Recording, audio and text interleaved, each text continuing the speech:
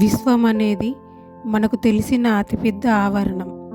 మనం చూస్తున్న ఆకాశం, నక్షత్రాలు, గ్రహాలు, గెలాక్సీలు, బ్లాక్ హోల్స్, గ్రహణాలు, సూర్యుడు, చంద్రుడు ఇవన్నీ విశ్వంలో భాగం. విశ్వం ఎంత పెద్దదో మనం ఊహించలేం. శాస్త్రవేత్తలు కూడా పూర్తిగా దాని ఆవాసాన్ని కొలవలేకపోతున్నారు. విశ్వం పుట్టుక గురించి అనేక సిద్ధాంతాలు ఉన్నాయి. అందులో ప్రముఖంగా చెప్పబడేది బిగ్ బ్యాంగ్ సిద్ధాంతం. దాని ప్రకారం సుమారు 13.8 బిలియన్ల సంవత్సరాల క్రితం విశ్వం ఒక చిన్న బిందువులా ఉండి ఆకస్మికంగా పేలిపోయి విస్తరించడం మొదలైంది. ఆ విస్తరణ వల్లే నేడు మనం చూస్తున్న గెలాక్సీలు, నక్షత్రాలు ఏర్పడ్డాయి. ఇంకా విశ్వం విస్తరిస్తూనే ఉంది అని శాస్త్రవేత్తలు చెబుతున్నారు. మన గెలాక్సీ పేరు మిల్కీవే, అంటే పాలపుంత. ఇందులోనే మన భూమి ఉన్న సౌరమండలం ఉంది. ఒక గెలాక్సీలో కోట్ల సంఖ్యలో నక్షత్రాలు ఉంటాయి. విశ్వంలో ఇలాంటి గెలాక్సీలు కూడా కోట్ల సంఖ్యలో ఉన్నాయని భావిస్తున్నారు. అంటే విశ్వం ఆజ్ఞేయమైనది, అంతులేనిది. విశ్వం గురించి మన పురాణాలు కూడా చాలా అందమైన వివరణలు ఇస్తాయి. హిందూ పురాణాల్లో విశ్వాన్ని బ్రహ్మాండం అని పిలుస్తారు.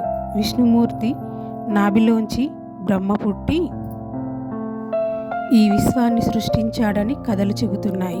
అలాగే శివుడు విశ్వాంతకుడని, సృష్టి స్థితి లయలను నియంత్రించేవాడని విశ్వసిస్తారు. ఈ విధంగా శాస్త్రీయంగా మరియు ఆధ్యాత్మికంగా కూడా విశ్వాన్ని అర్థం చేసుకునే ప్రయత్నం జరుగుతుంది. విశ్వంలో అనేక రహస్యాలు దాగి ఉన్నాయి. బ్లాక్ హోల్స్ ఒక పెద్ద రహస్యం. ఇవి గురుత్వాకర్షణ శక్తి అంత ఎక్కువగా కలిగి ఉంటాయి. కాబట్టి వాటి దగ్గరకు వెళ్ళిన కాంతి కూడా బయటకు రాదు.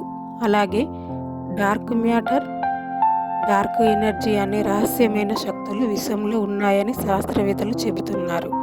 ఇవి మనం కంటితో చూడలేం, కానీ విశ్వం విస్తరణకు ఇవి ముఖ్యమైన కారణమని భావిస్తున్నారు. మన భూమి విశ్వంలో ఒక చిన్న ధూళీకరణం లాంటిది అయినప్పటికీ మనకి ఇదే జీవనాధారం. సూర్యుని చుట్టూ తిరుగుతున్న గ్రహాల్లో జీవం ఉన్న గ్రహం మన భూమి మాత్రమే అని ఇప్పటి వరకు తెలిసిందే. కానీ ఇతర గెలాక్సీలలో లేదా సౌరమండలాల్లో జీవం ఉండే అవకాశాలు ఉన్నాయని శాస్త్రవేత్తల పరిశోధనలు జరుగుతున్నాయి.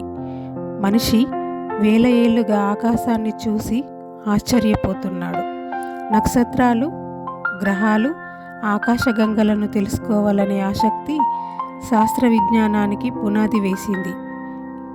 ఈ క్రమంలోనే ఉపగ్రహాలు, టెలిస్కోపులు, అంతరిక్ష ప్రయోగాలు జరిగాయి. నేడు మనిషి చంద్రుడిపై అడుగుపెట్టాడు, మంగళగ్రహానికి ఉపగ్రహాలు పంపాడు.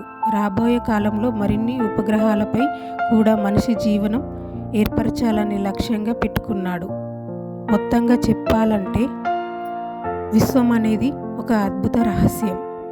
ఎంత నేర్చుకున్నా ఇంకా తెలియని విషయాలు చాలా ఉన్నాయి.